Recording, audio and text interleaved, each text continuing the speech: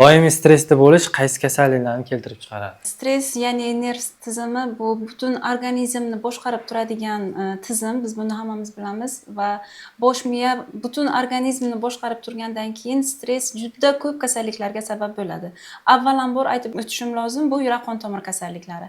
Aynan arterial gipertenziya kasalligi, yurak ishemik kasalliklarini, miokard infarkti kasalliklarini etiologik omillarni ko'rib chiqqanimizda birinchi boshida stress omilini qo'yamiz. Lekin yurak qon tomir tizimidan tashqari qaysi tizimni olib qaramaylik, mana masalan oshqozon ichak tizimi oddiygina gastrit kasalligini kelib chiqishda ham aynan stress omili ahamiyatga ega.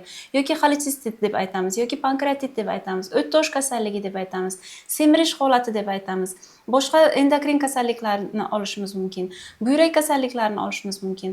Xullas, qaysi tizimni eng ko'p uchraydigan kasalliklarni etiologik omillarga e'tibor beradigan bo'lsak, stress omili birinchi o'rinda turadi. Stress omili bu nafaqat yurak qon tomir tizimi, balki butun organizmda turli xildagi kasalliklarni keltirib chiqaruvchi omil bo'lib hisoblanadi.